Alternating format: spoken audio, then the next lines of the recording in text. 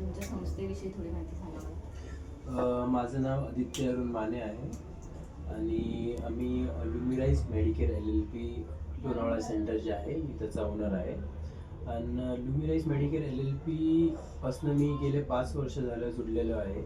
आणि आमचं main intention, आमचं मोटिव्ह, आमचं मिशन हे आहे की पूर्ण भारतामध्ये अवेअरनेस वाढवायचा हेल्थला घेऊन आणि कसं लोकांना जास्तीत जास्त सेवा प्रदान करता येईल. लुमिराइज मेडिकेअरच्या माध्यमातून आम्ही सतत प्रयत्न त्याच्या मागं करत आहोत.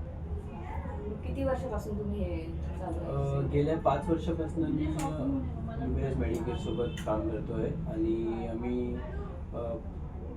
जसं जसं दर वर्ष वाढत जातो.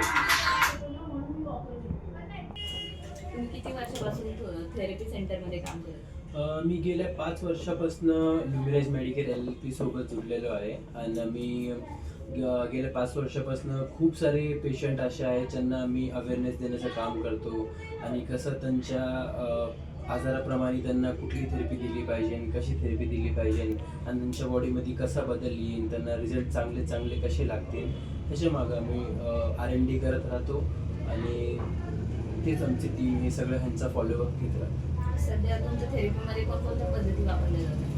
आमच्या सेंटरमध्ये मोस्टली तर जुन्या पद्धती म्हणजे नैसर्गिक पद्धती आपण बोलू शकतो एक प्रकारे. म्हणजे नॅचरल प्रोसेसनी कसं आपले जेवढे पण आजार असते आपण थोडक्यात बोलू शकतो अल्टरनेटिव्ह मॉडर्न सायन्स.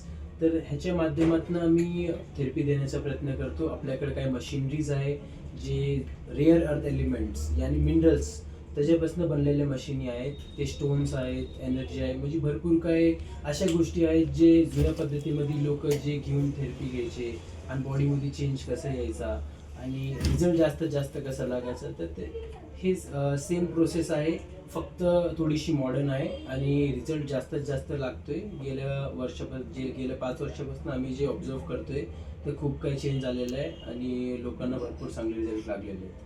ह्याचा थेरपी सेंटरचा उद्देश नक्की काय आहे? थेरपी सेंटरचा उद्देश हा आहे की जसं तुम्ही बघायला गेले तर चायना, कोरिया, जपान हे बघायला गेले तर तुम्ही लय हेल्थ कॉन्शियस आहे. तर ह्यांच्या इथं अवेअरनेस खूप जास्त आहे हेल्थला घेऊन.